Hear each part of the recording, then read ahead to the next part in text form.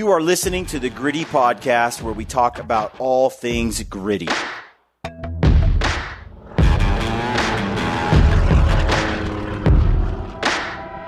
Welcome to the Gritty Podcast. I'm your host, Brian Call. I got my co-host, Brad Hunt, here beside me. Today's podcast is with Clay Newcomb and Ryan Lampers. Mm-hmm.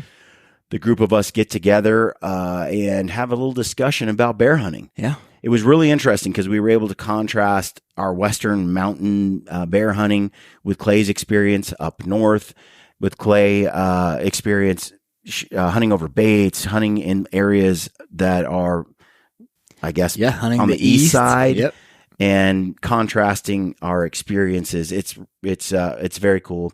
Clay is just a hardcore bear hunter, wealth of information, an excellent human being, super entertaining. It was really fun to hang out with him and visit with him. And his podcast is one of my favorite, the Bear Grease podcast. Yep. I listen to it all the time. For all you guys that are into bear hunting, you got to check that out. Yep. So that's the show for today. Before we get into the show, we want to remind you that you can shop over at Stealthy Hunter and get a gut health pack. You can get some electrolytes. You can get some things that are good for the body, which help us old guys, not Brad, but myself and Lampers, grind it out a lot longer for more days every day in the mountains. CBD oil, CBD sleep gummies. There's a lot that's available out there. And check out the Stealthy Hunter rifle covers, glassing pads, and other products and gear items that are there. Use the code GRITTY and you will save, and it helps us keep doing the show, helps Ryan do his thing as well. And also use the code GRITTY over at Peaks. You need some trekking poles, if you need some gators, you need a shelter, teepee, whatever. Now's the time. Go shop over at Peaks and use the code GRITTY over there. Get the duo headlamp, all that stuff. They've been a great partner. We appreciate your support. Hope you enjoyed today's show. Stay gritty. All right, folks, welcome to the Gritty Podcast. I'm your host, Brian Call. I've got Ryan Lampers on the podcast, and our guest today is Clay Newcomb. And this is long overdue, Clay. I've been watching you for years and following anybody who bear hunts and is insanely addicted to bear hunting as you are ought to be in our circle of podcasts here talking bear hunting. Love your content. Love all the work that you do. For people who don't know you, can we just get a quick background on who Clay Newcomb is? Most people will, but for those who don't, who's Clay Newcomb? Good question. First of all, thanks for having me on, man. Yeah, man, I have I love you guys' bear hunting video. Well, all your videos, but man, your bear hunting stuff is really top notch, and y'all are doing some cool stuff. But I've worked in, well, when somebody asks you who you are, you always wonder what version you give. First of all, I've been married for 23 years, have 4 kids. We live in Arkansas. My wife, Misty, and I live in Arkansas. I've got 2 kids that are in college, man. I'm like an old man, like my hair's turning gray. But I've been working full-time in the outdoor industry since 2013. So I guess going on 10 years. In the first 8 years of those 10 years, I owned and operated Bear Hunting Magazine. So that is primarily why people might have seen some of my bear related stuff.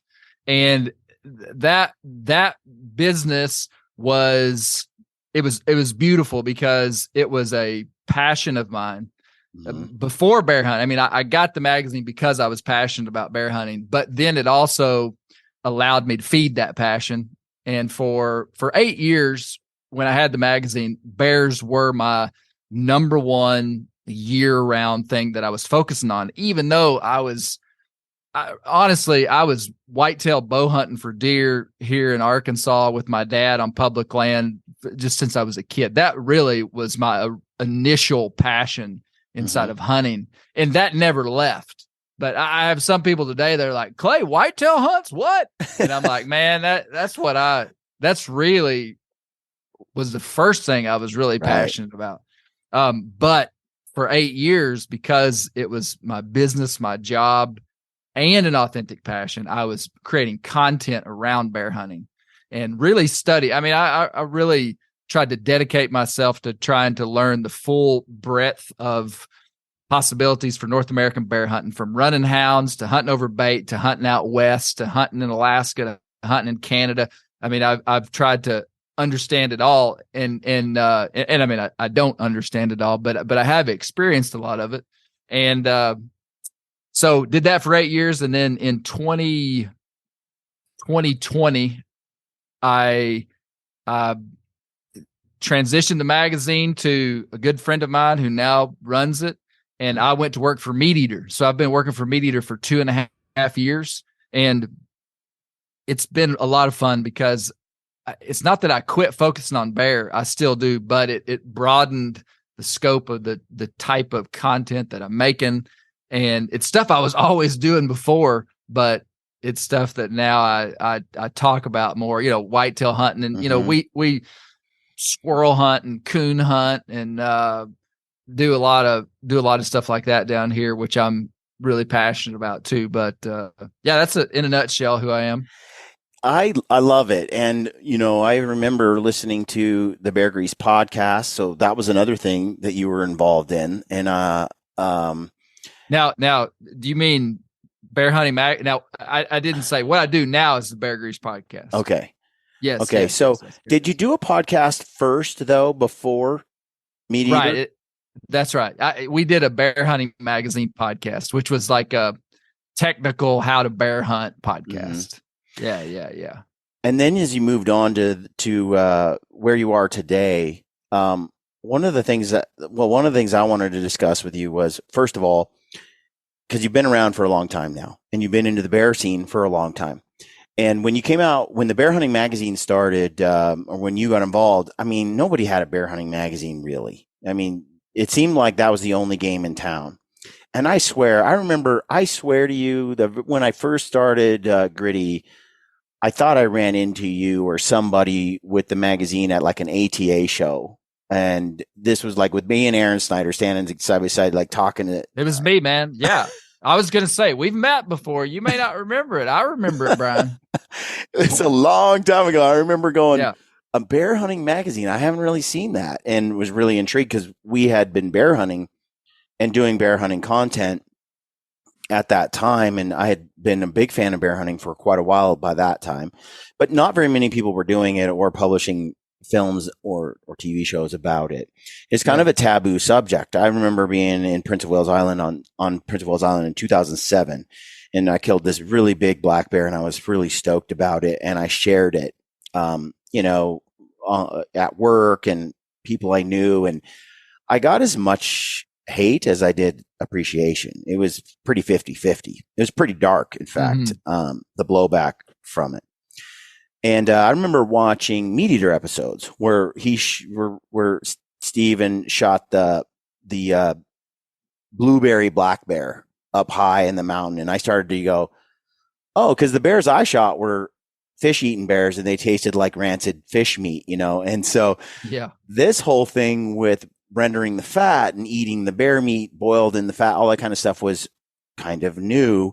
And Ranella was talking about this. So I started to have my mind expanded through the Meat Eater, and the Meat Eater stuff. Even then there was still blowback for hunting bears. My question to you is, have you noticed a change? Cause I have, like the attitude toward bear hunting. It's so cool that you said that the way you did, because we haven't talked about this, but man, when I had bear hunting magazine in 2013, and the magazine had started in 2000, so it wasn't like it was new, but I acquired it. Man, bear hunting was like the redheaded stepchild of the outdoor industry. Nobody wanted to talk about it. It was too controversial. The functional philosophy of the industry was, hey, let's not really talk about this.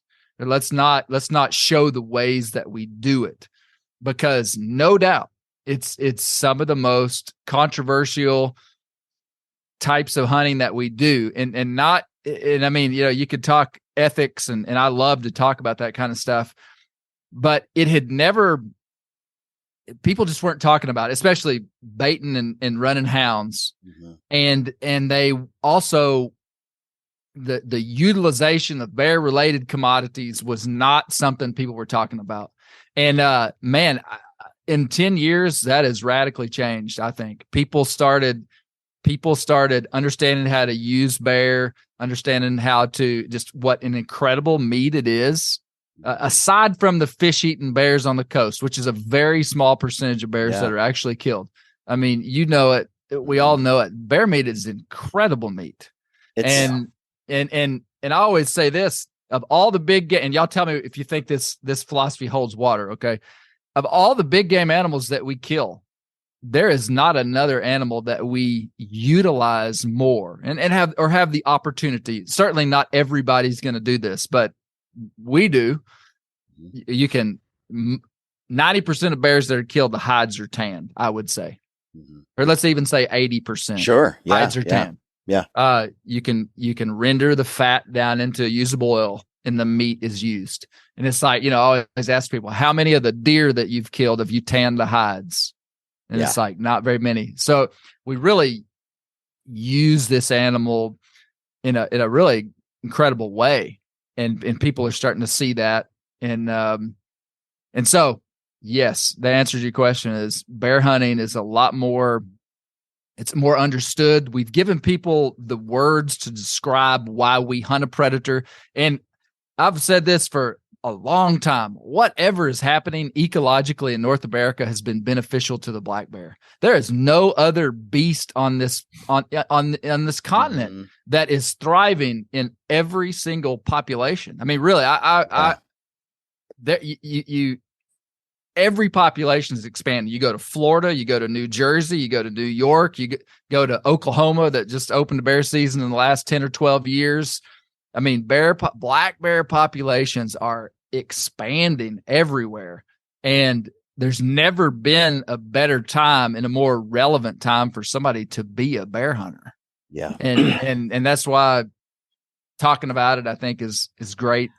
There has been noticed a big change, and Ryan, I have to credit Ryan for, I had done a lot of Southeast Alaska bear hunts, and I had done a lot of coastal bear hunts and a lot of fish eating bear type hunts over the years. And Ryan was the person who introduced me really to the high mountain bear hunt in the West that I hadn't really tapped into. And that blew my mind because we were eating the bear on the mountain, and it was a whole nother experience compared to, we ate the bears in Southeast, but we usually would kind of throw the bear meat into a crab trap and catch more crabs with the meat that we got from the bears in Southeast Alaska. Because the meat was so rancid, you didn't have to keep it by law after the dates as well in June. And so we kept it anyway. It couldn't bear the thought of not keeping it, but it would go rancid pretty quickly, even in the freezer at home. And it never did have that taste to it. And so Ryan introduced me really to that high mountain bear, and then the adventure that comes with it, and the spot and stock. And yeah. I grew up in Washington State. I like to keep that hidden as best I can, but most folks know this. But yeah, we never really had opportunities to chase spring bears in Washington State. So we were always chasing these fall bears. And I don't know about you, Clay. I know you've done probably a ton of bear hunts, even in the fall, but I have yet to ever have a bear steak or any kind of a fall bear steak or any part of it that wasn't good. I've never had a bear that wasn't good in the high mountains. We started hunting them, back in the early 2000s, and we were chasing those fall bears up in the berry fields, in August and September. And I remember growing up, bear hunting was not a thing because my everybody that surrounded me, and my family was a bunch of hardcore hunters, deer and elk and all that stuff. But bear was one of those things where you shot the bears if you saw them, but it was for the hide. I'd always heard growing up, like, the bear meat's not worth it. It's greasy. It's foul tasting. So, in my teens, I just never even considered it. I was just told this thing, and this thing turned out to be completely wrong.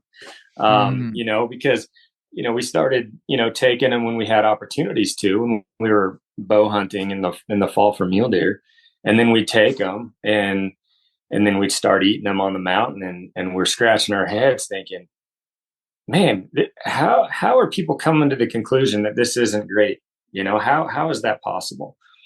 And it didn't take long before I was bringing meat back and I was showing it, cooking it up for my folks, my dad especially, who he was the one that stuck in my head that this was not a good meat to eat. This is something that you took for the hide only. And whoever told him that, I don't know. But he had shot several bears and it was a hide only type thing. And then now, we take bears every single year, and I have yet to ever take one that wasn't bad. Now, I haven't hunted the coastal bears. I haven't hunted, bears that have been eating on salmon. Now, on the west side, you got to be careful. We got a lot of skunk cabbage. We got a lot of lowland type swampy stuff, and you can get some rancid bears over there. I've heard of it. But when you hunt this elevation, it just never seems to, you never seem to come across any meat that just doesn't, we say this all the time, but it's my family's favorite meat of all the things that we bring in, put in the freezer.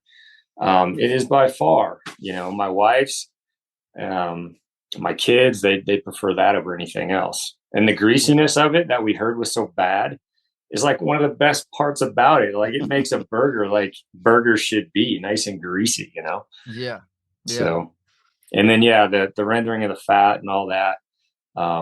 I definitely wasn't raised to think that bear hunting was really a thing that you did for, the meat to put in the freezer.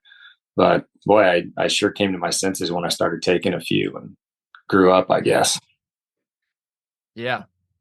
It's wild, the mentalities that get passed down to us for whatever reason that just weren't that accurate. What's wild too is that in American history, there was a time when the black bear was super important. I mean, the American frontier, Boone and those guys, I mean, they were market bear hunters. Yeah, there you go. Yep. Boone, Robert Morgan. When I read this book the first time, and then later Ryan read it because I wanted to do a podcast about it, but I needed someone to talk to about it. I'm like, hey, read this book. And we had just done some bear hunts and things. And it was really brought it home how much those early settlers and folks really, and the Indians relied on bear meat. Between bear, buffalo, and maybe duck and fish, there's a source of fat that they really could utilize. But the bear was hugely needed by those early populations. And for them to talk about how much they love bear bacon and bear meat and bear fat, to then it just was hitting me going, well, nobody eats that now. In fact, I'm told it's gross, and yet it was the most sought after. A couple years ago, I had Jack Carr on the podcast, and author of Terminal List, and I gave him a jar of canned bear meat that I had prepared.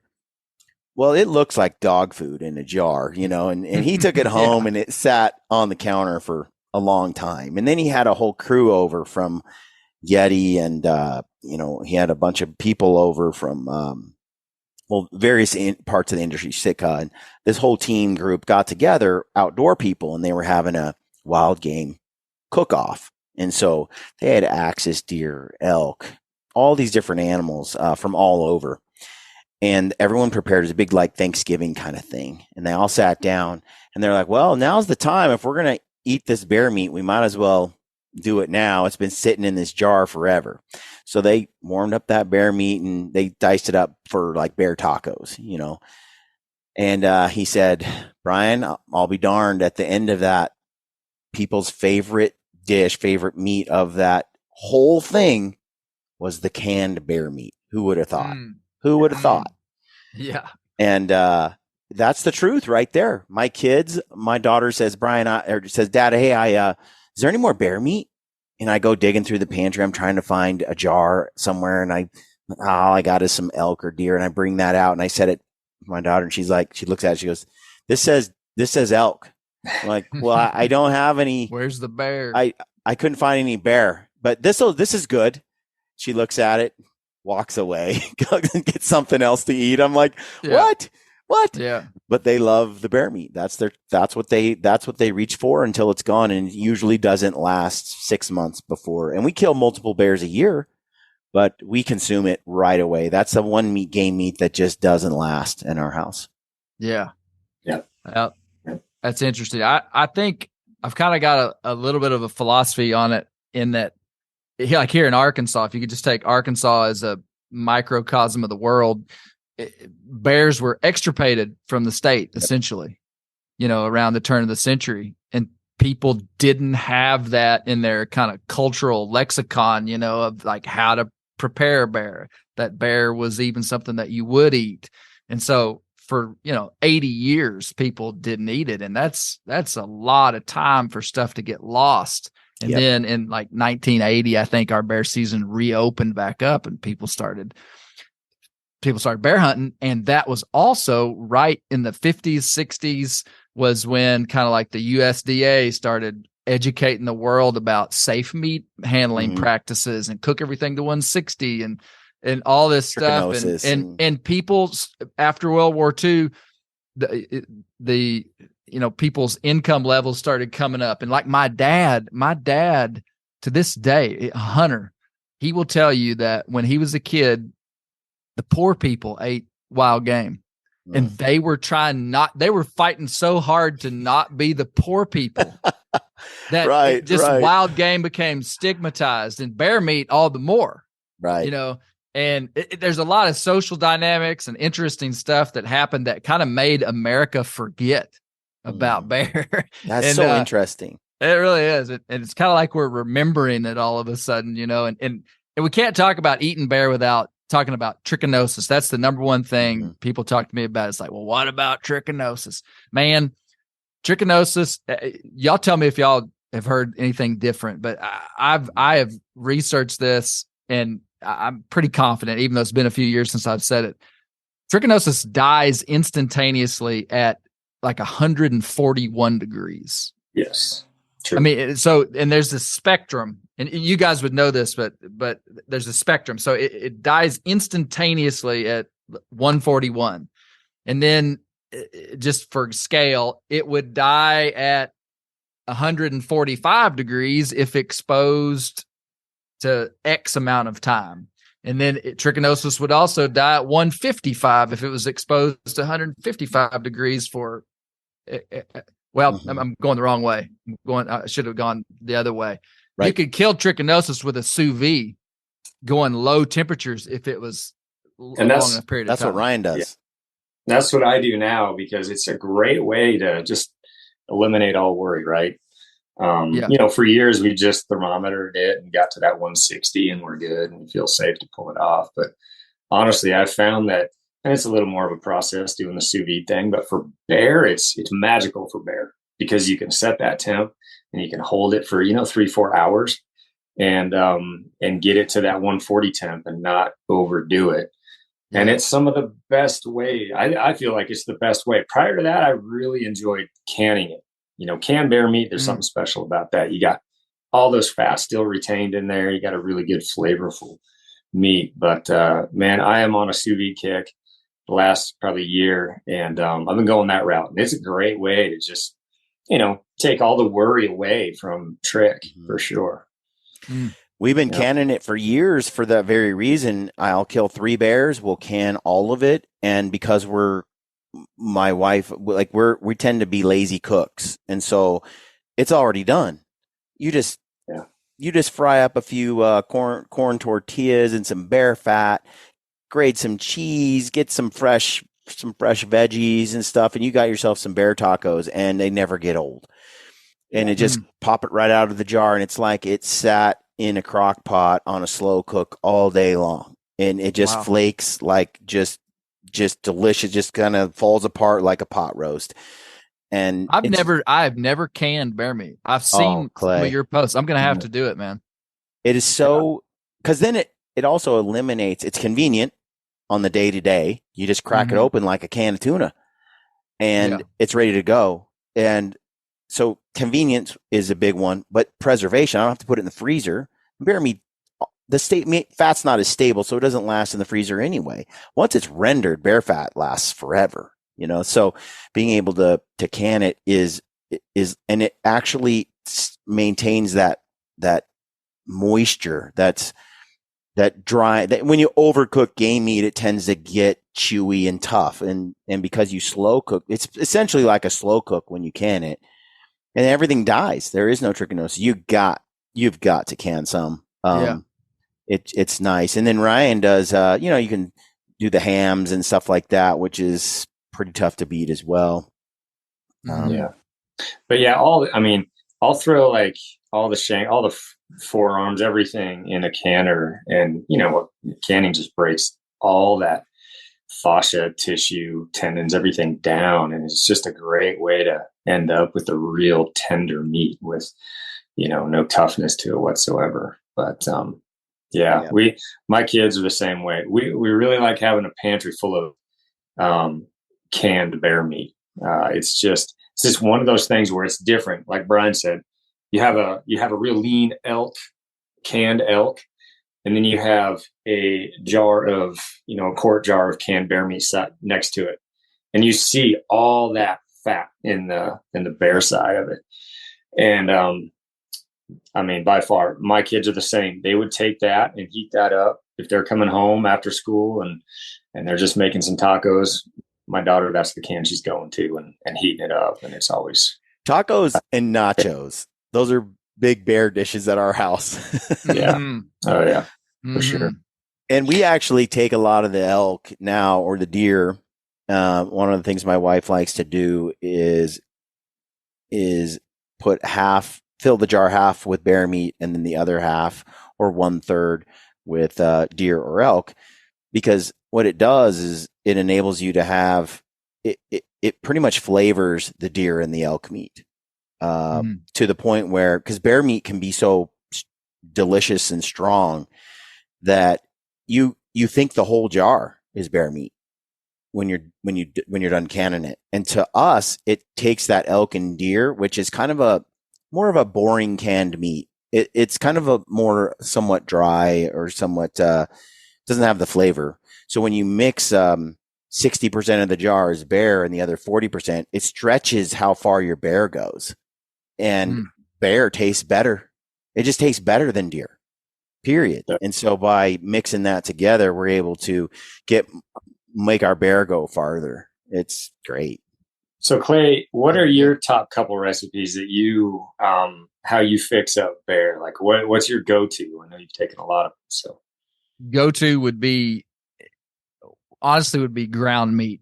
Now I've heard, I've used the term ground meat shaming before. I've heard people be like, "Oh, you can't grind that." Man, I would rather eat ground bear meat, and I use it probably the same way that you're using your canned bear meat. We eat a ton of chili.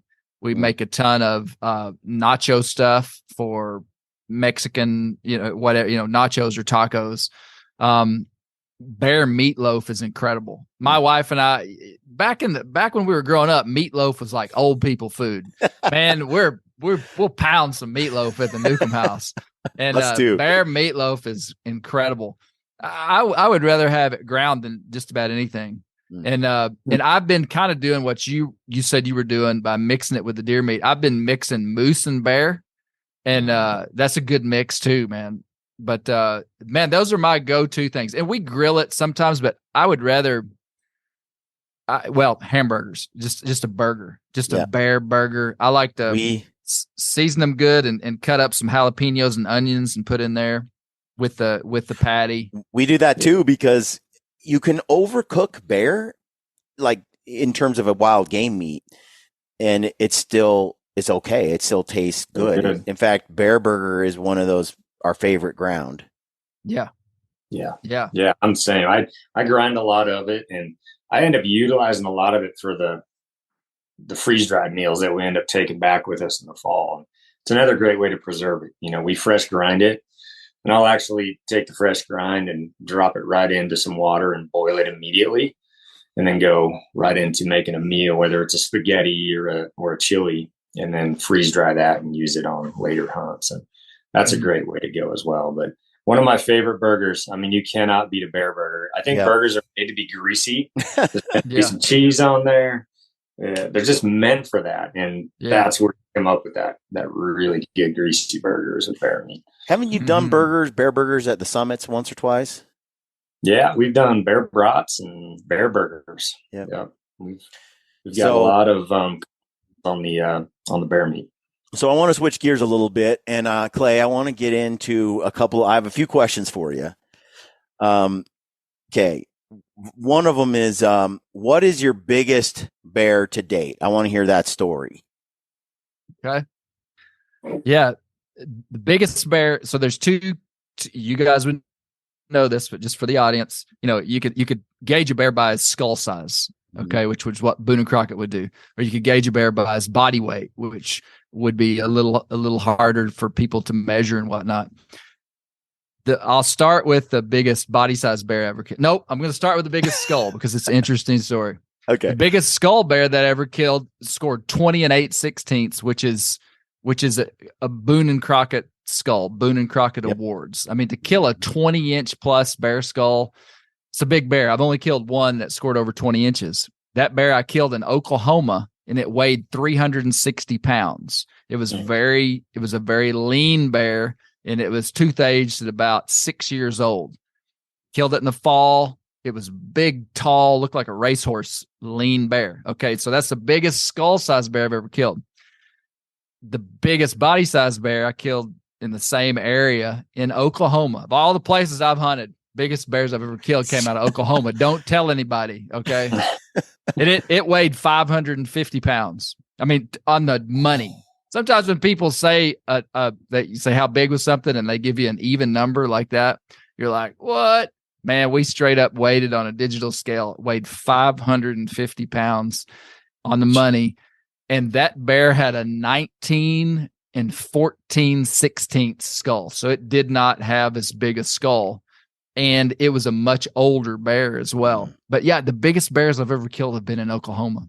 Crazy. And it's pretty interesting to that story because what we kind of learned here in Arkansas and learned in Oklahoma is that when you introduce a new bear season in a place that has had bears for a while, there's about a 7 or 8 year period where the bear hunting is incredible. And guys were killing huge bears in Oklahoma and they still do, but the glory days of that are a little bit over. Yeah. But just because basically you step into an unhunted population of bears and start hunting them. And like the year I killed, this is no joke. And I mean, we made a film about it. The year I killed the 550 pound bear in Oklahoma, jeez, I was when I saw that bear walk up, I was like, oh man, it's Batman. And the reason I was a little bit dejected is because it wasn't the double ear tag bear we honestly thought the other bear weighed 100 more pounds than this bear. Whether it did or not, I don't know because we never killed that bear. But there were two bears coming to that place, and one of them we called Batman, and one of them we called we called him Yellow Tag, and we felt like Yellow Tag was 100 pounds heavier than Batman. We didn't know how big Batman was. We just knew he's big. I killed Batman, and he weighs 550. Wow. Yeah. That's so incredible. I took two bears that have one has 21-inch skull and the other one is just shy of 21 inches. Wow. And they're both from Prince of Wales Island. And both bears, I don't know how much they weighed. We were, kind of in the back country. But they both squared 7.5 feet too. Wow. So they were, they were kind of freakish, but Prince of Wales, that's not unheard of, right? It's kind of rare to get two. And I just happened to be in the right place 2 times. That's all it was. Yeah. And one of the bears I shot had tags in both ears. Catch Can Game and Fish had tracked him for a long time. He had been shot over 20 times with a 22. Really? The shots were still in him. And wow. So he had been in someone's garbage, someone's stuff. He was belligerent for sure. Totally different kind of attitude. And I had been following him for quite a while, trying to kill him. And anyway, got that bear. But those are two big bears that I've taken. And since then, I've hunted a lot more mountain bears, like with lampers. And when I first hunted with Ryan, I was saying these bears are kind of small. These mountain bears, kind of small, because if you hunt those, he was so spoiled, Clay. He was so spoiled with those big fat blob PW bears. Some of these black bears that I have in the house, they're as big as inland grizzly bears. Yeah, you know, I mean, they're right up there in size, and they squared, and they're skull size, similar to just a nice grizzly in Montana or something. So those black bears can get huge, but to get one in Oklahoma on that scale, I wouldn't guess. That surprises me. But you are mentioning this thing where they open bear season for the first time, and Lampers and I have gone to some extremely remote areas where we're pretty sure people haven't tried to kill a bear in there in maybe 30 years, 10, I don't know, but a long time. We hike into some places that no one but crazy or adventure seeking people are going to go into. Right. And then we take some bears back there. And what we have noticed is, you fast forward, we've killed some giant black bears for those areas. Old bears, like Lusk's bear. I don't know, man. That thing, how old was that thing, Ryan? His was like 15 or 16 or something like that. For a mountain bear, that's pretty old. Yeah. And yours was 14, I think. 12. These are some older bears, I would contest. And as we have gone back to some of these areas, we have found, like, we plucked out maybe 5 very, very large bears in basins and in pockets. And now there's an explosion of cubs and sows all over. Like, we used to not run across a single cub. Maybe one. They were rare. Yeah, they were pretty rare, to find a sow with a cub or two. And often the ones we saw were, up a tree, and there was a boar, right there. The mother was protecting them. But some of these areas that Brian's talking about, going back after harvesting some of these giants, all of a sudden, I think last year we came to an area, we found like there's like 13 cubs or something like that, 11, 12 or 13 different sow cub combinations, and they're 2 to 3 bears each. Just a massive explosion of youth coming up, which was fascinating because we also noticed that we weren't seeing those older, mature bears. There's this gap now. So we joke around. We're like, well, we'll come back in about 10 years and see what happens. Those bears will get some age on them. But we have observed, Clay, these boars hunting and killing younger bears. Have y'all seen that happen out there? Mm-hmm. Yeah. That's wild. Which has us thinking, as we've observed some of these juveniles get pinned up a tree, and we actually, last year I shot my bear, and he was just camped for days, probably under this tree, waiting for this bear to come down. And this bear was still a pretty big bear, but not big as this one. And this bear looked committed to ending that bear's life. Like, just, that's what the plan was. His bear, that bear had carved out a little cozy little spot, a little nook right under this tree, to where he could literally roll over and just stare up at this bear up in the tree. And he had been there, when we ended up going and checking the base of that tree that little bear was in. Who knows how long he'd been there, but he'd been there a while. Everything was matted down. There's crap everywhere. And he'd been there a while waiting this bear out. Wow. It was impressive. Like, he wasn't going anywhere. No. And that was a young bear. And, that bear, I mean, we literally saved that young bear's life. After Brian ended up taking that bear, that young one finally climbed down and just boogied up the hill, and he had been saved. But when we got up, it was like, wow, we didn't know we had come across this. In fact, we didn't even know that he was looking up at a bear at the time. We just thought he was looking up at the sky or whatever.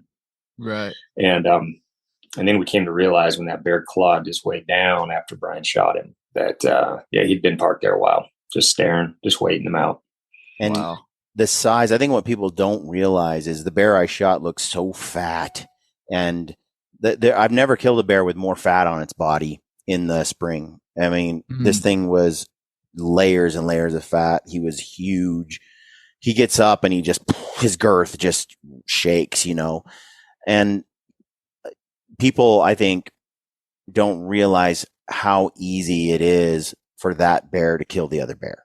It's very simple. That bear, you can take it between a 200-pound guy and a 170-pound guy, just in human sense. That little 30-pound difference is a big difference. And when you're talking, I think, in the wild with bears, those fat bears, they're way more fast. They're faster and more powerful than you realize, much faster than that young bear would be.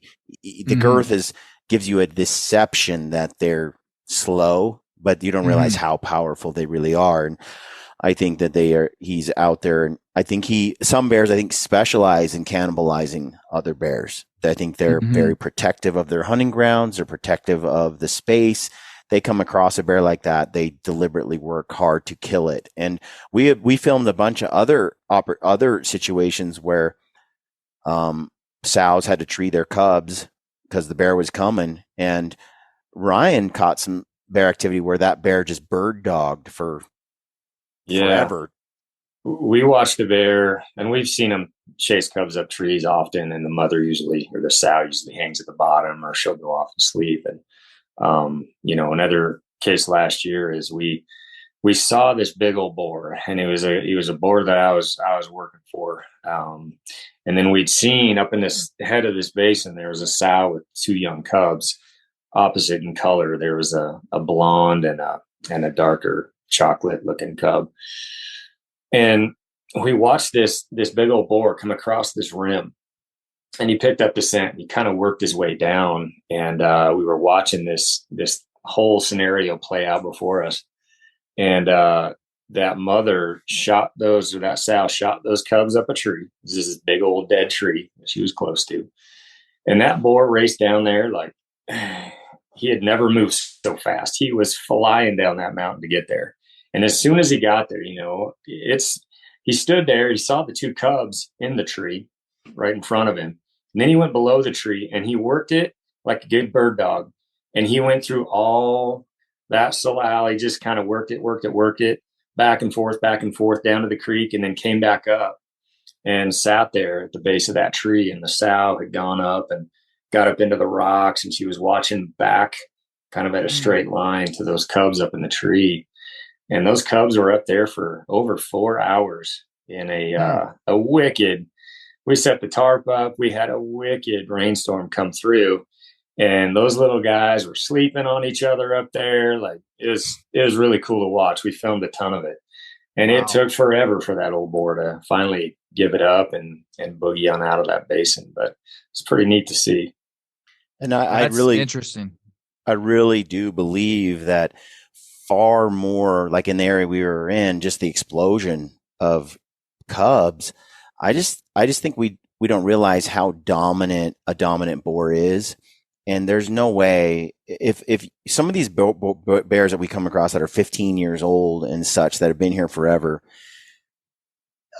given the number of days the spring is into summer and into fall, the odds of a cub making it through that season without getting eaten or killed just by the number of old boars, I just don't think very many get to survive.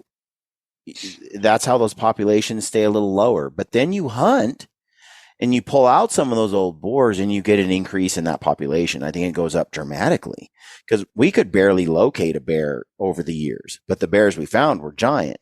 Now we can't not see a bear every hour, but none of them are mature. Mm-hmm. So you kill a dominant boar, and I think there's a huge population dynamic change that we completely were oblivious to until we had observed this over a period of time. Yeah, man, I think there's some some research that backs what y'all are talking about inside of, and this is just kind of generic statements about bear biology, but I've heard it said that a hunted population of bears grows faster than an unhunted population. I believe it. When you're taking animals out, I heard an Oklahoma biologist say it, is that the sows are more likely to have 3 cubs than just 2 with the research that they were doing over in Oklahoma once they started hunting them. And man, over in the East, like Tennessee, North Carolina, Virginia, West Virginia, they take really an incredible amount of bears out of those states for as civilized as little kind of wilderness as they have over there. Mm-hmm. And their populations are just blowing up. And it's like the more you hunt them, it's almost, and it's the same dynamic. The median age drops. Yep. So there's a lot of young bears, a lot of sows with cubs.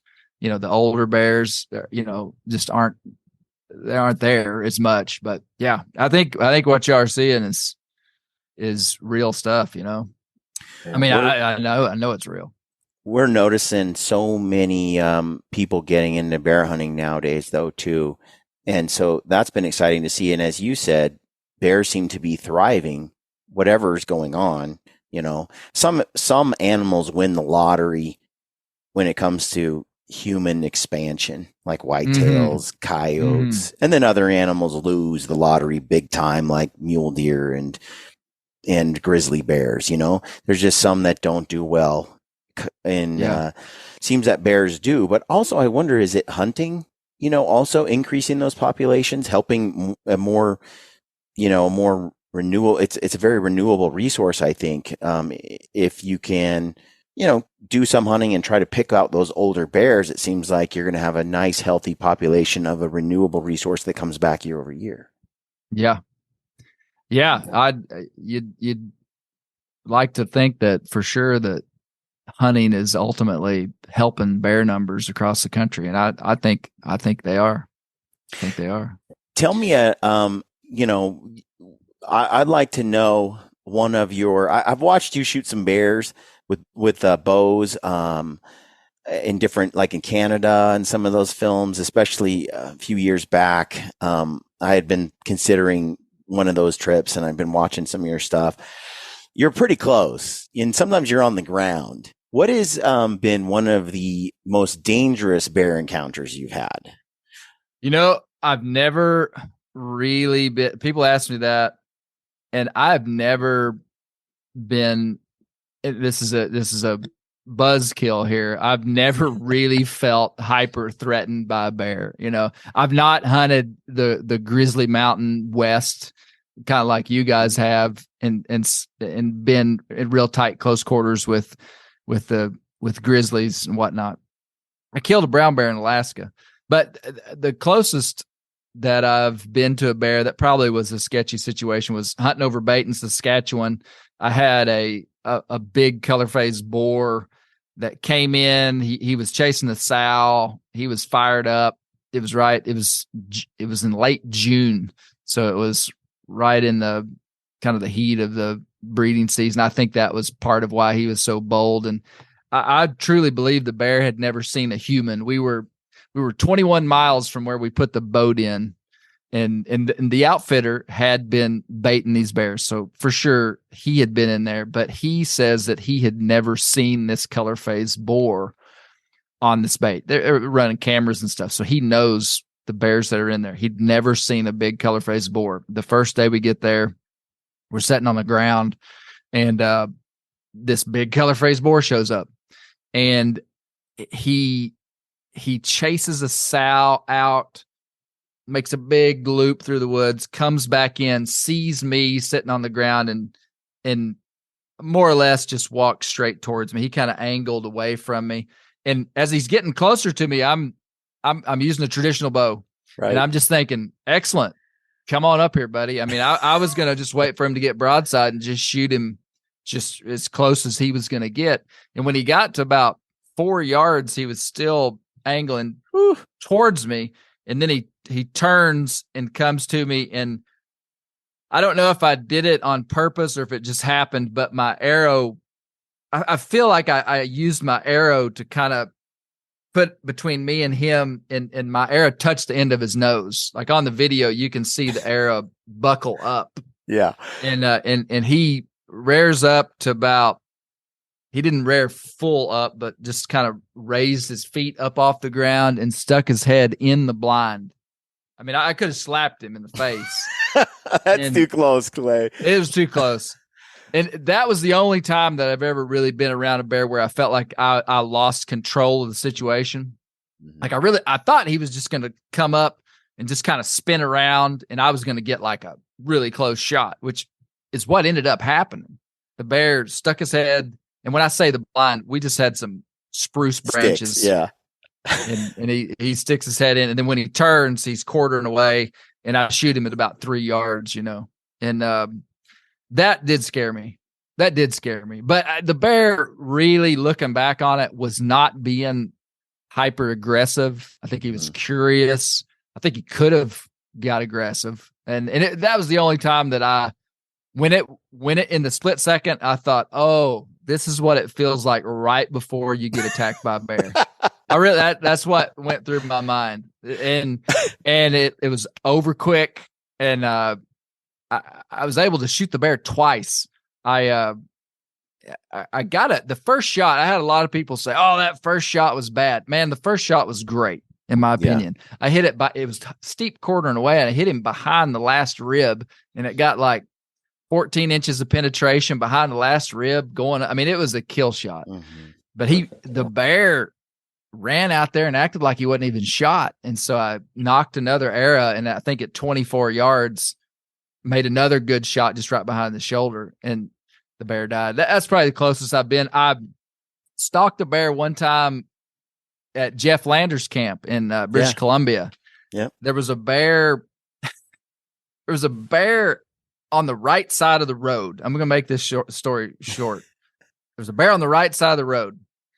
The road was built up real high, so you could be on the left side of the road and get like even with the bear, and the bear couldn't see you. Yep. The bear was right at the mouth of a culvert, about a 4 foot tall culvert in the low spot.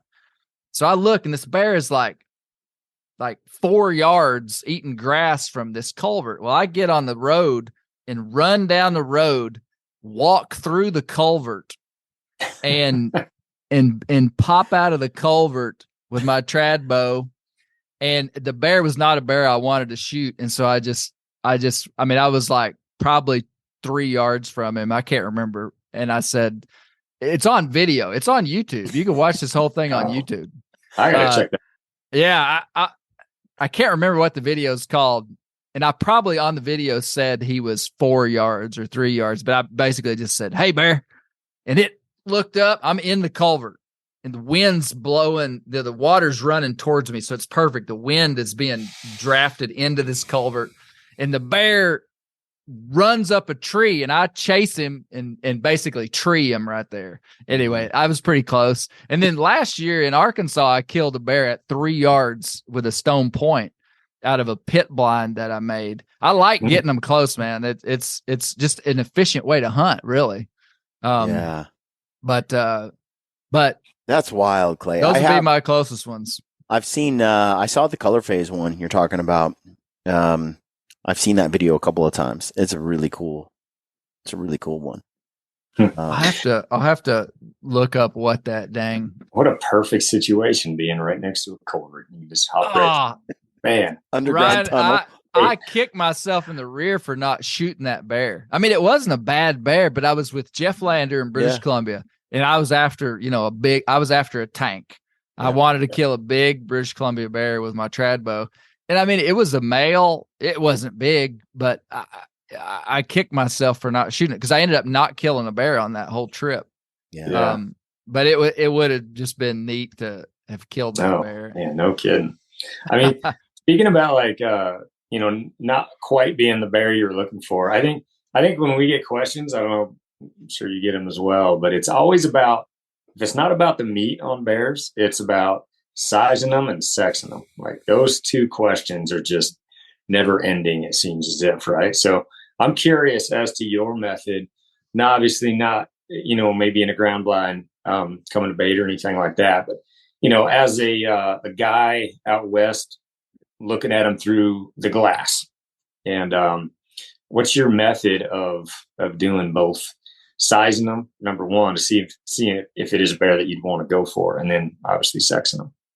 Yeah, that's a good question. And doing it out west is the hardest scenario because you're further away from an animal and you don't have anything to gauge it by.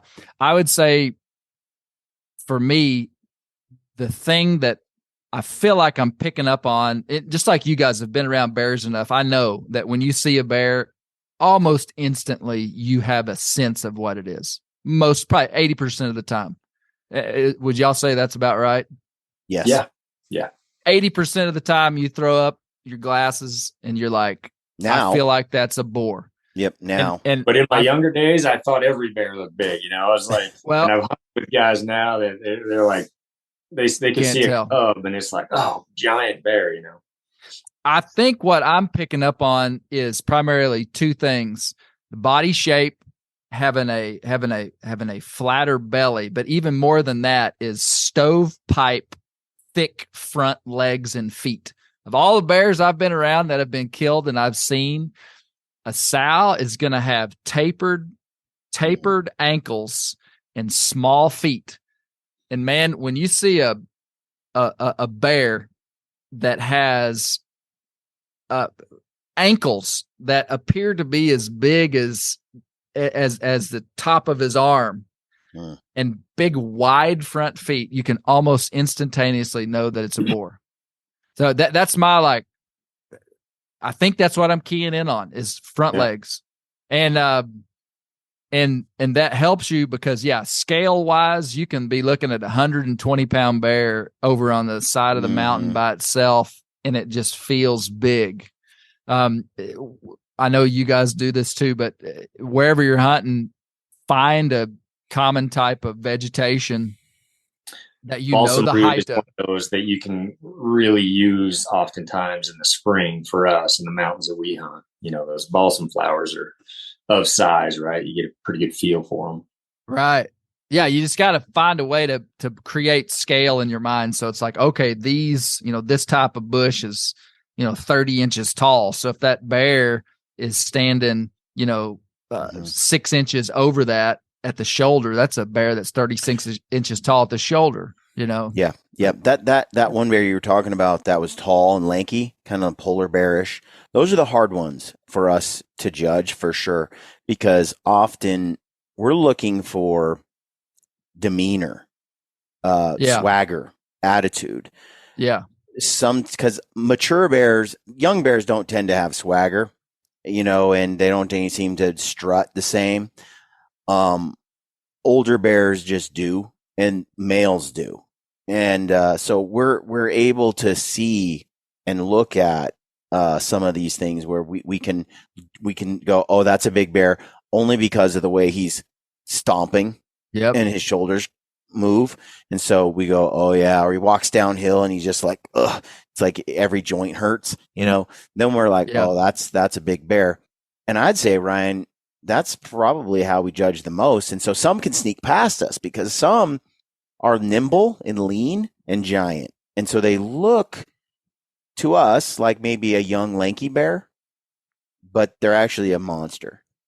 Yeah. Yeah. And head shape is one of those that will fool folks as well. When you guys were talking about some of the bigger bears you've taken, we'll hunt areas where, they've just got really wide noggins on them. They've got the crease, they've got all the markings of an old boar.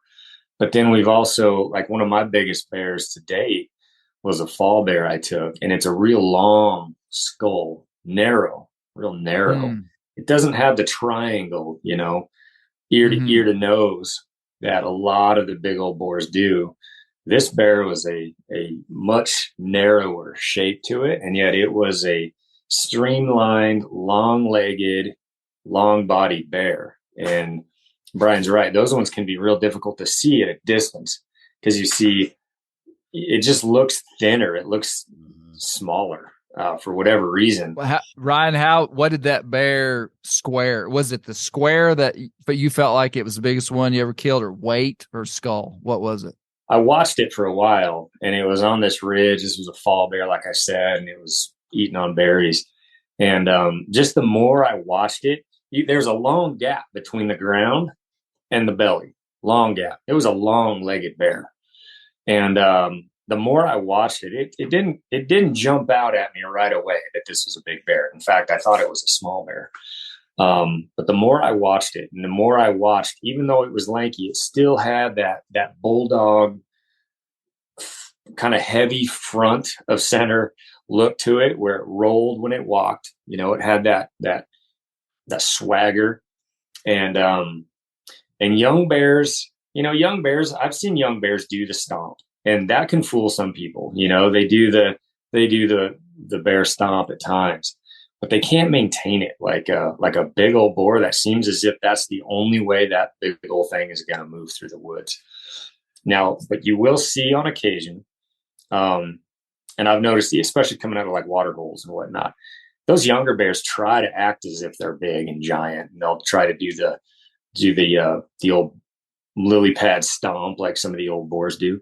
But if you watch them for any amount of time, you just kind of pick up like, that was an act, or nope, this bear is of size for sure. And it's looking at that front end for me as well, that front end, and just the swagger of those front shoulders.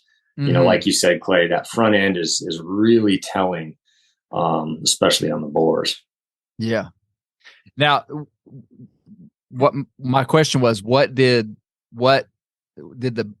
it your biggest bear? Was it the square of it? I mean, like when you got it back, it was like, did it square? Sheer size. Yeah. This thing was, now I'm terrible about like inching, putting inches to skulls and things like this, but this was a 20-inch skull.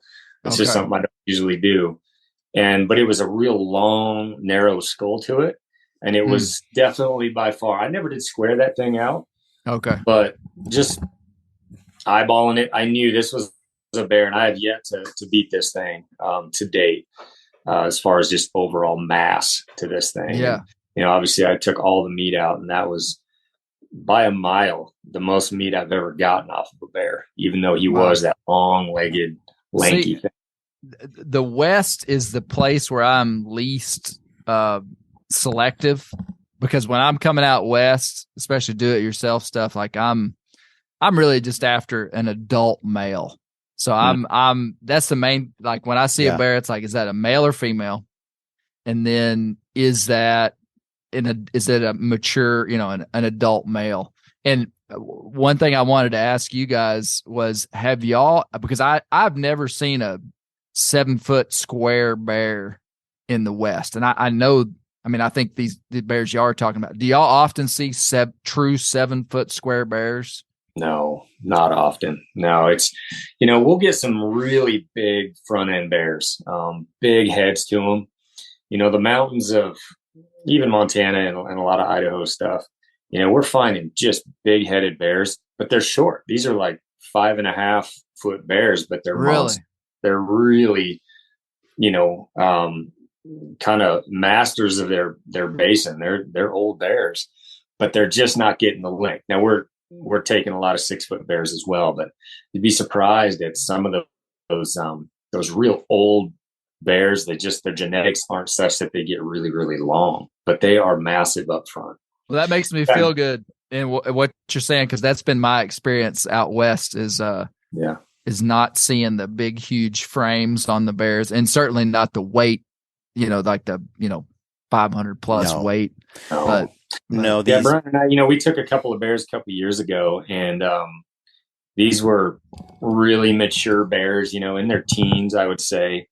But they were just over 5.5 feet, and they weren't like massive in length, but again, definitely not bears that we would have wanted to pass up, because I'll tell y'all something that I love this story, because people, especially in Canadian bear hunting and outfitters and different stuff, people talk about 7-foot square bears. Like that's the 170-inch of the whitetail world, it's like, oh, it's a 170. Well, for a bear, that would be like a 7-foot square bear.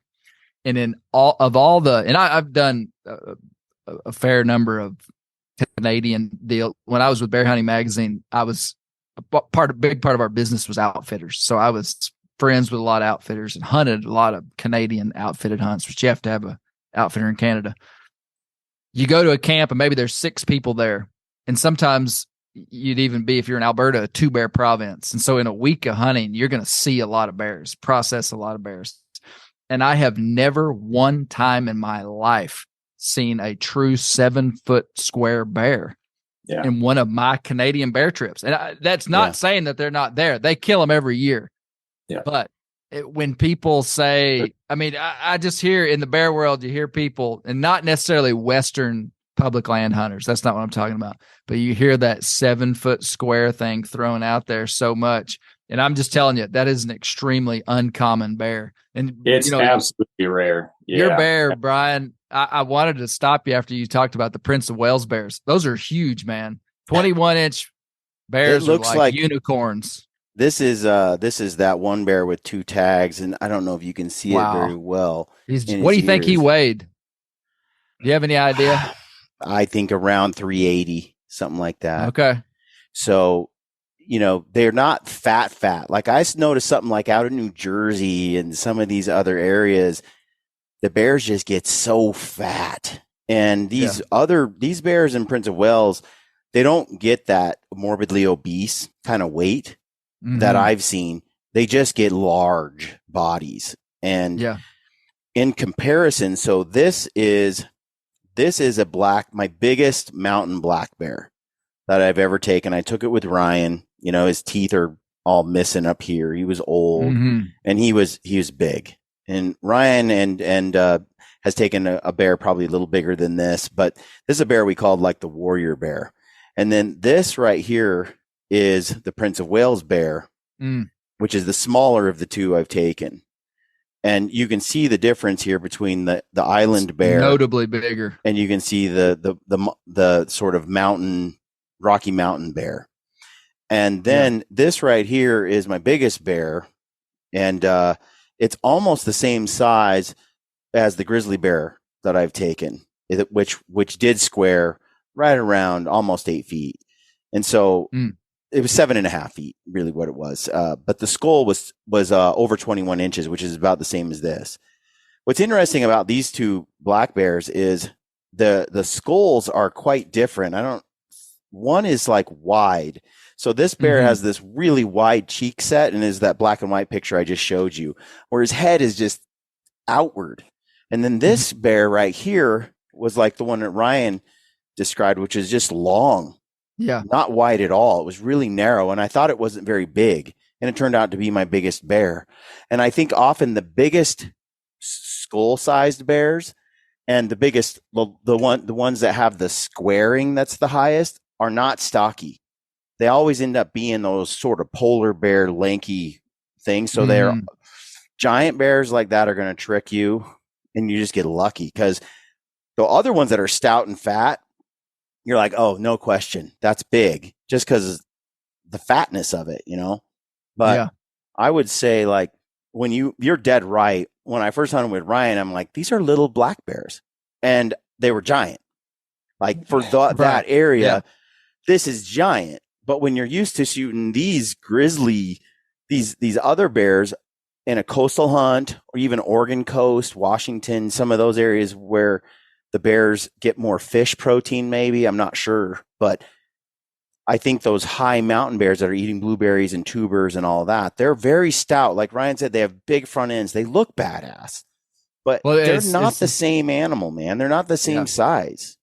Man, I treasure the bears I've killed out west as much or more than any bears I've killed. I mean, I like the size doesn't really matter, because somebody that wouldn't know bear hunting, it's like, well, why would you go to the west to kill a small bear? And it's like, nah, that's not the way you think about it. I mean, those mountain bears are really something. So that bear is just a beauty, and that's this bear right here. And you can see, if you can see on the video, he looks like he's got a real Chunky big old head. chunky Pumpkin head. Sure. Yeah. And there's another. He had a longer body. And to me, even though I've shot bigger bears on Prince of Wales Island, there's something about how these mountain bears move, their athleticism, their attitude, the spot and stalk, the way the hunt goes down. I got to tell you, like, I'm in love with, I don't really want to hunt the coastal or the fish bears anymore. I'm sort of all in on those high mountain bears. I love all of it, but those high mountain bears. But it took me a while because I used to be disappointed if I got a 5.5 foot or a 6 foot bear going, man, until I started to realize that for a high mountain bear, that's a 15 to 20-year-old bear. You're not getting bigger than that. You have to set your expectations accordingly. Those bears they are literally up and feeding for such a short period of time. You know, I mean, the reason that the bears on the coast and down south are bigger is because our bears, you know, they're gathering groceries for 10 months a year, sometimes 12 months a year. You know, they say the only obligate dinner, you know, that's the phrase they use, is a sow. So a boar actually doesn't even have to go to the den. They only den based upon food shortages down here. And so if food dries up, they go to the den. If acorns stay on the ground, hickory, they'll feed all year. These mountain bears up where y'all are hunting, and Montana, Idaho, different places, I mean, they're probably on their feet for 6-7 months a year, maybe. I mean, yeah. And so the other thing we've noticed, Clay, is if you want to shoot a giant mountain black bear, the lower elevation areas tend to hold bigger black bears. But all of that's only true in the states where the black bear and the grizzly bear populations don't overlap. The biggest black bears we find in the mountains are the ones that aren't competing with grizzlies. I see. If we know where some giant black bears are, and we have yet to take one.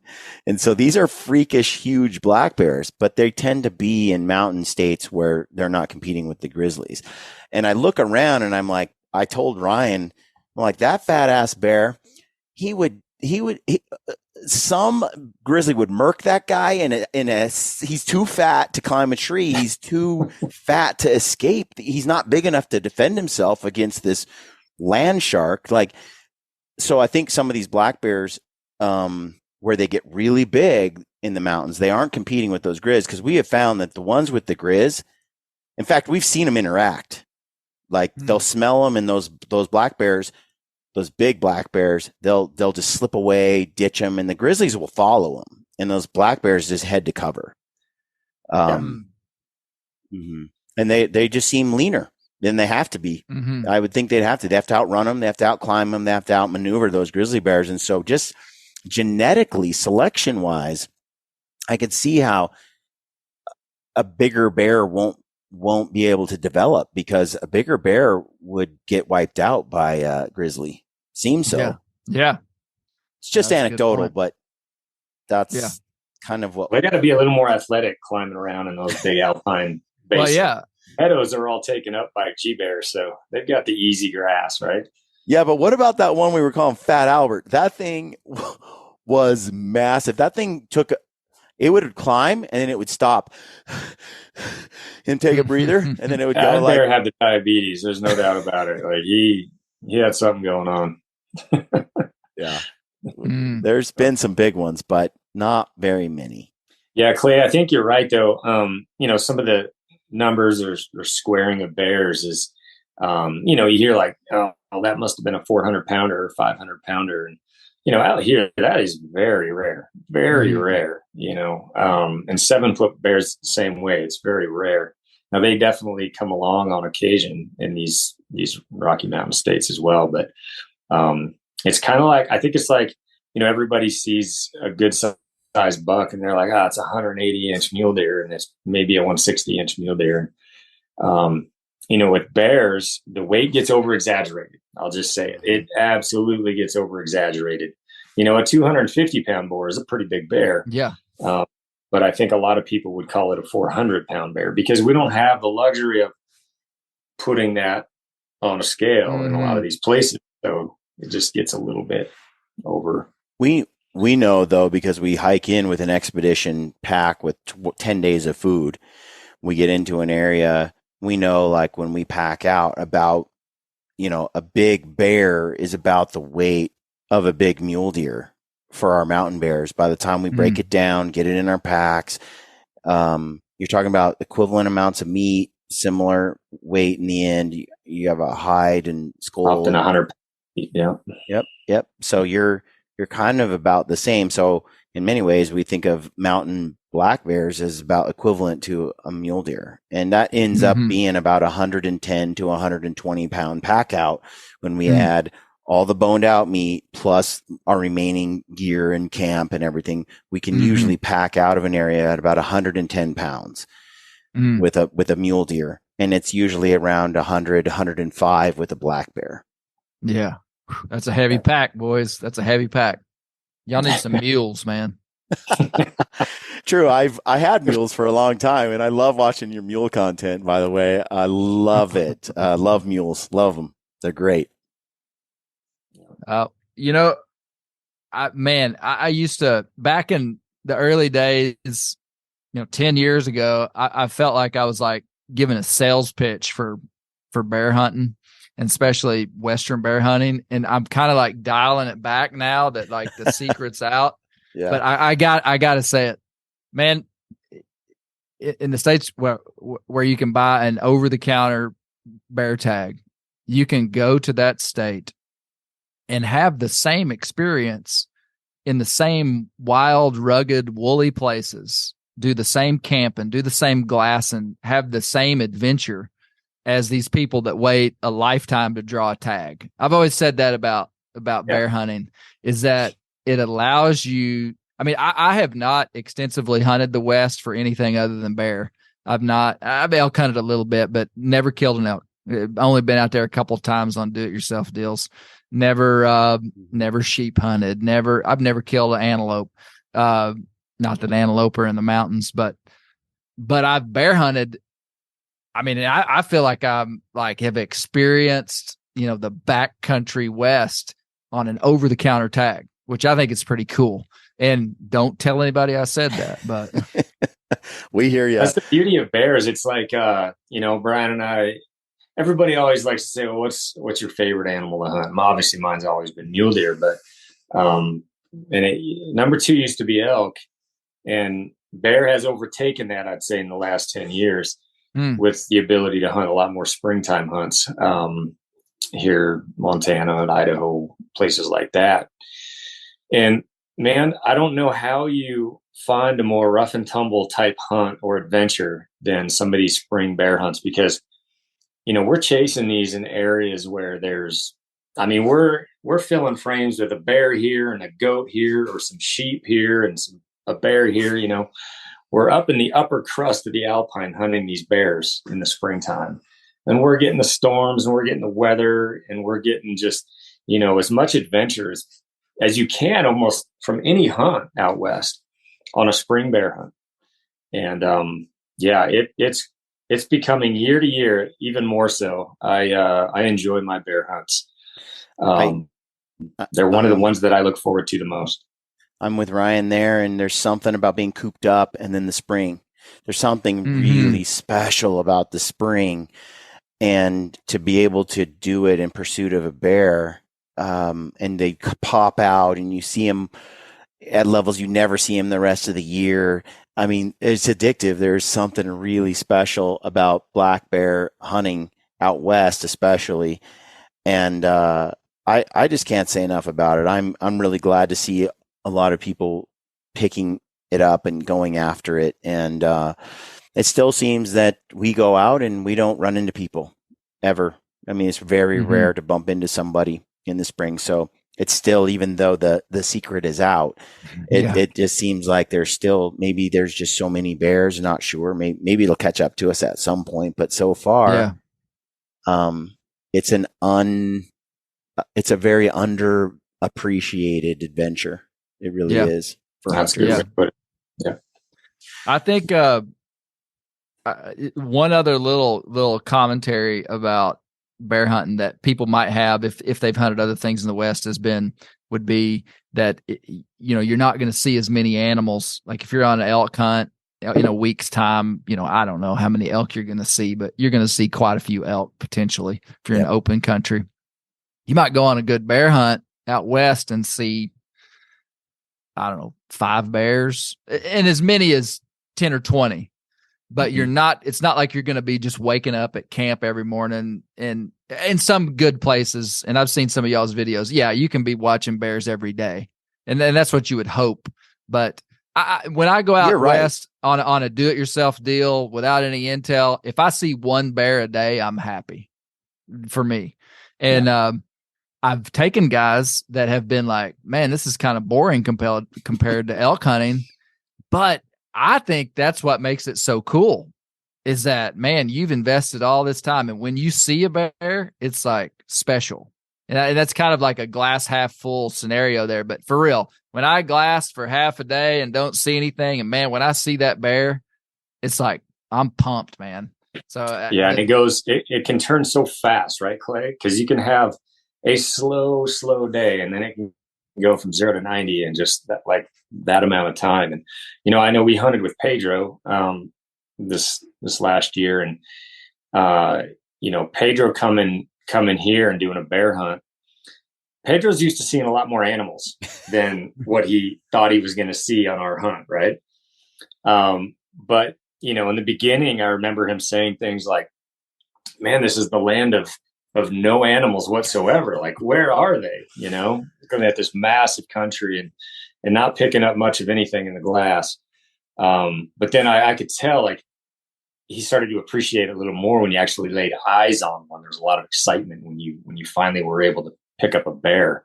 But I think his expectations when he first got here is we were going to be seeing lots of bears. And I know Brian and I were trying to kind of let him know, like, hey, if we see a couple bears a day, that was a good day. And there's going to be days where we see half a dozen, even more. But let's not expect that. You may see 1 or 2. And that can be the same thing up north, right? You go to hunt moose and you're thinking, well, I'm going to the land of plenty. I mean, it's Alaska and there's moose everywhere, and I'm going to pop out and there's going to be just animals as far as you can see. And you get up there and you can't even see anything alive. Like, you're like, where are all the animals? Like, they're very spread out up north. And I think the same for bears out west. We've said this before. Sometimes we've gone on a 14-day hunt, 12-day hunt, and the only 2 mature bears we saw were the 2 we killed. That's it. Like, those were it. We only needed 2 though, Clay. That's it. We only needed 2, and we found 2. But it took, if you were out there for 7 days, we could say, in a 7-day window, we didn't see anything to shoot. So it would have been a hunt we would have come home empty-handed on. And that happens to us more often than not. And we try really hard to set that expectation with people who follow. We try to make sure they understand, like, we went 2 days and we saw 1 sow and cub. The next 2 days we saw 1 young bear, but all it took was 1, and then we got him, and then we're on the quest for the other. And that's very true. It's a very good point to bring up. It's very slow in that regard. But one thing I'll say about bears is they're not hiding.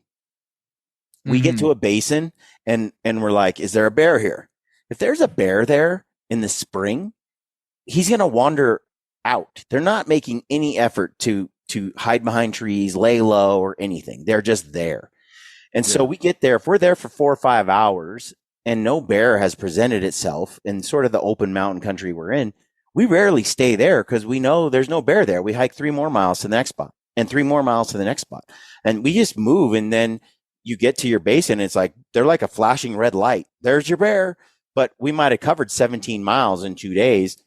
We move a lot. And I think that's another thing that a lot of guys out west, they're used to hunting deer and they're like, it's here, I just not seeing it. No. Right. Yeah. Bears, they're not there. They're just not there at all. You'd see them. They're not even trying to hide. But later in the season, I'd say it's a little different because once there's green up inside cover, then they stop coming out into the open.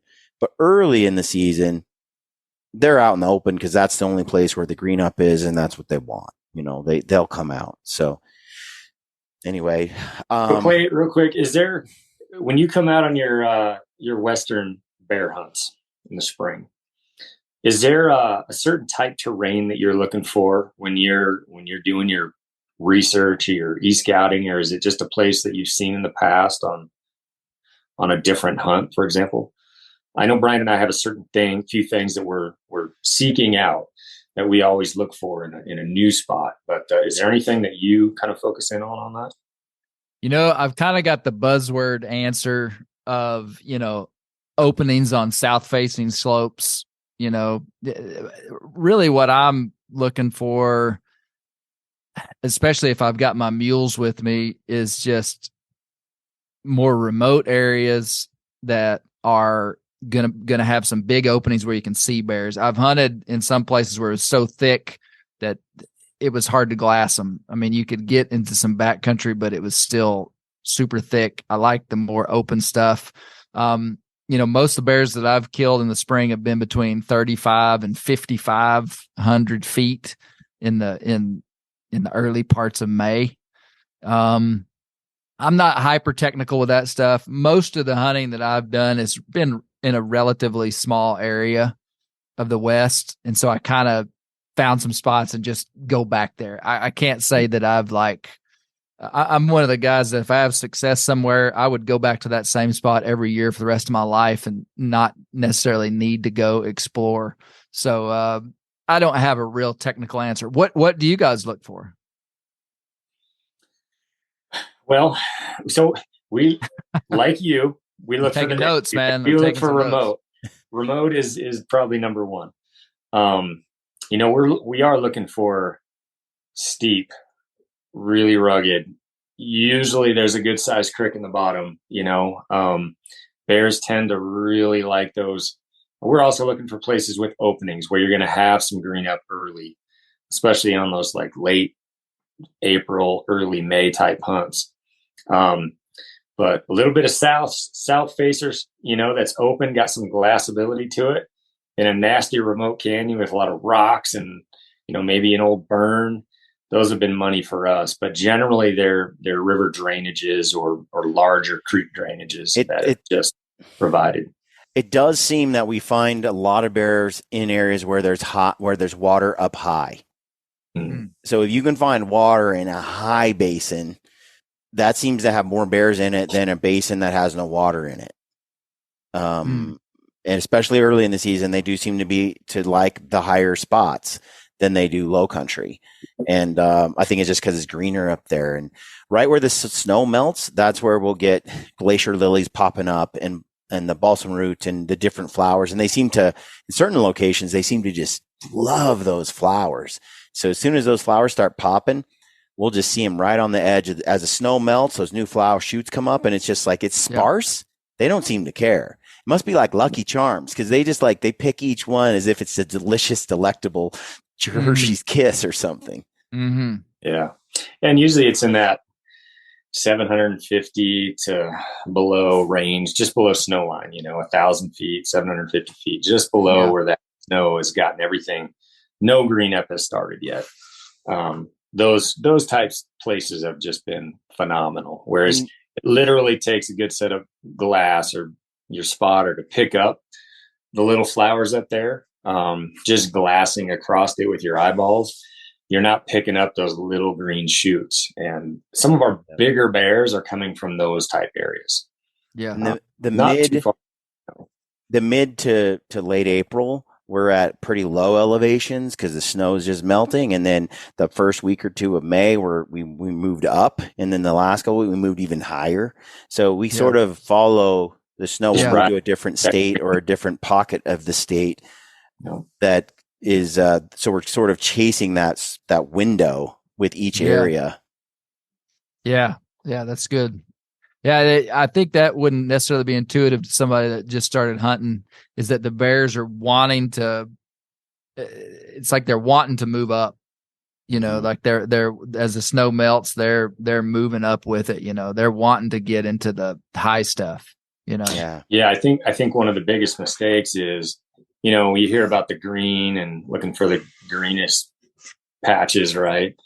And sometimes you'll find them in, this bright green patch in front of you. But if there's green another 1,500 feet or 2,000 feet higher, you're probably not going to catch those bears in that lower green shoe. They've moved beyond that. They, for whatever reason, they really like to ride that wave right at the front edge of that green up. And, you could be looking in areas that, it gets real tough hunting when it's green from top to bottom, from 2,000 to 6,000 feet. You feel like you could look everywhere and they could be in any point. But we found that the larger bears generally seem to ride that wave, that top edge of the green. And earlier is usually better. Like the closer. Don't tell them that, Brian. You get to late May. You get to June and it's like, you might as well be chasing your tail because the rut kicks in and it gets harder and harder. Yep. Man, that when I first started bear hunting out west, it seemed like everybody was saying coming late May. Right. And I always ended up going earlier in the season. And oh man, that's the time. Don't tell them, Brian. Doggone it.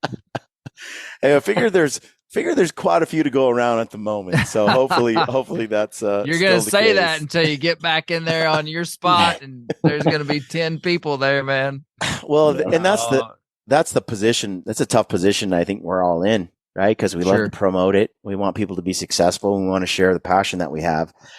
But we also, by doing so, I assume you probably read this book by Robert Morgan, and in the story, he's talking about Boone, and he's like, Boone, the very thing that he treasured, he undermined by moving west. He made Kentucky populated, and those grounds that he had to himself he had to move further and further west all the time. The very thing that he wanted to share also undermined the thing he loved. And so I think we're all in that position. And I guess it's a struggle. We try very hard to keep state specific details out, location, and sort of just give broad general knowledge about bear hunting and really respect details, keep those private. Yeah. But it's a hard line to walk. I'm sure you get it too, because people don't want you to bring people along and help them there.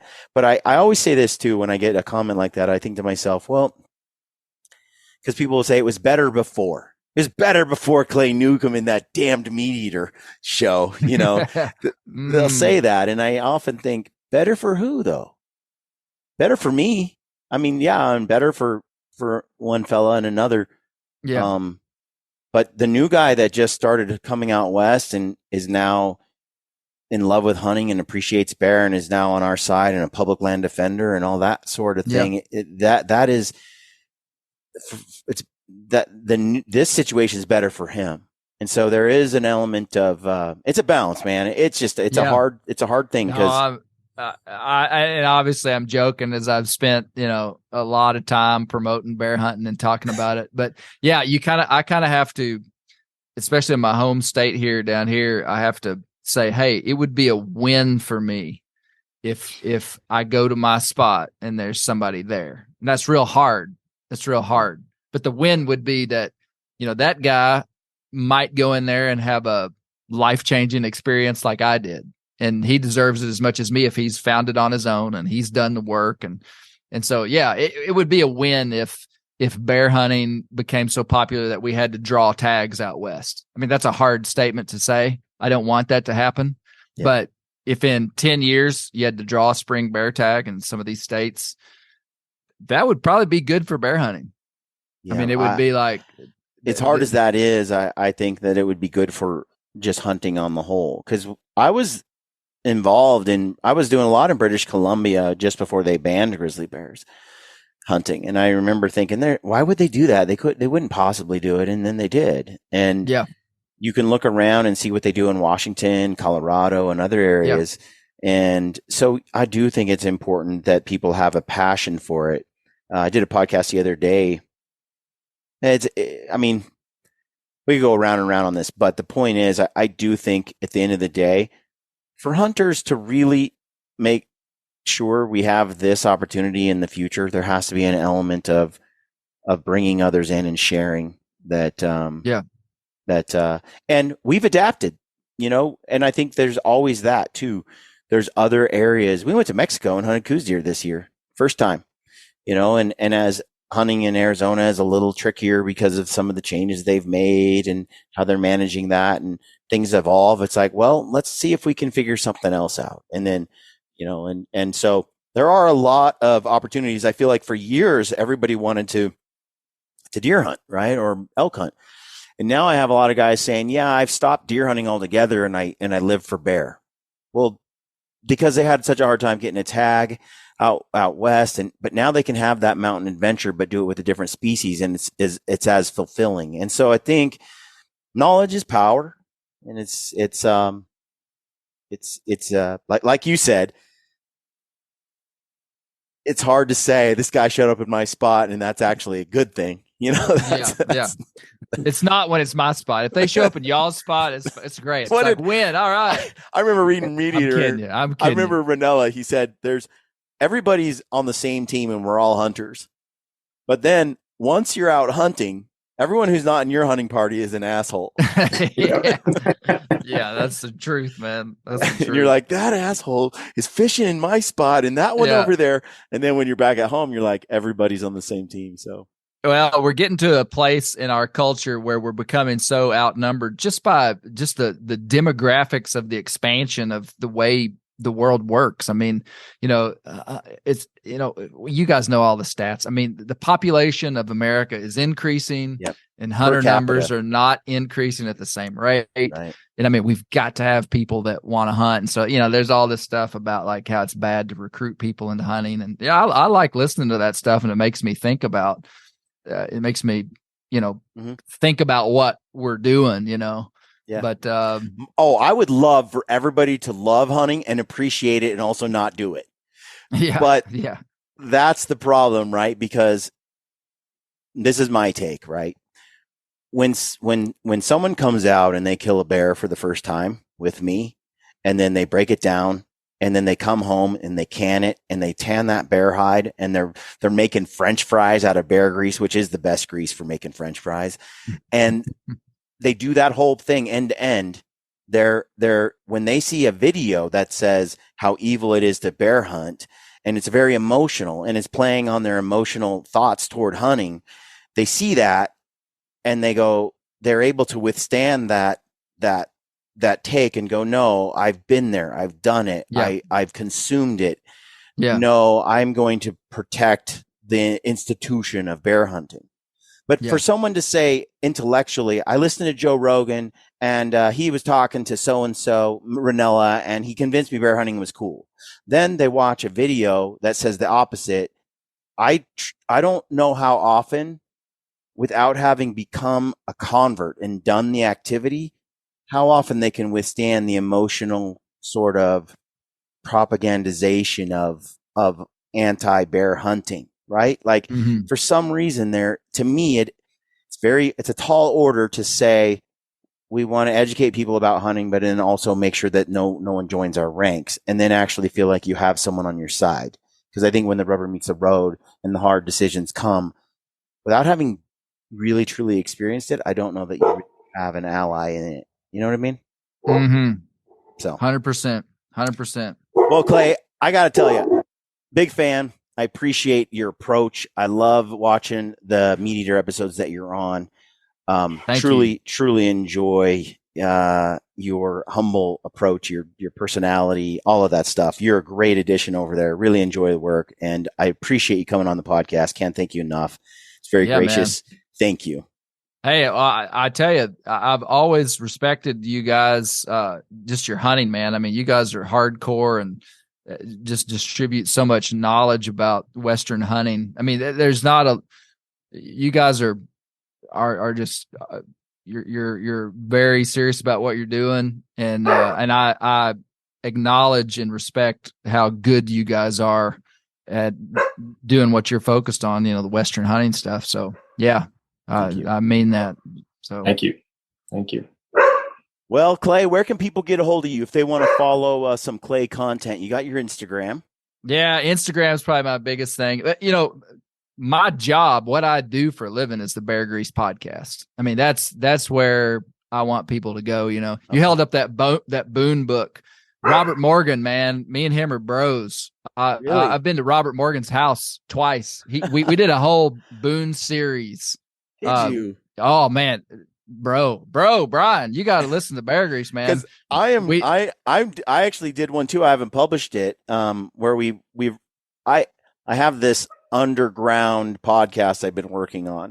As soon as I have 100 shows recorded, I'm going to go ahead and launch it. But basically, I've gone through my favorite books. I'm about 50 podcasts in, where I just walk through podcasts that or books rather that have changed my life. And we read through chapters. I pick out sections, and I'm doing this on a side with another podcast I'm going to launch soon, because I just feel like those are really important discussions to have in the history part of it. And I'm a huge fan of Robert Morgan, so I'm going to have to go check that out. Yeah. The Boone series is one that I think people really enjoyed. We did a 3-part series, interviewed several Boone guys, but kind of did a robust story of Boone and his effect on American culture and American identity. I mean, so much of the way that we think about wilderness, if you track it as Americans, you track it back, goes back to Boone, which is so interesting. But anyway, Bear Grease, check it out right away. Bear Grease podcast. Okay. Yep. Well, folks, thank you for tuning in. We appreciate you, and we'll catch you on the next one. Stay gritty.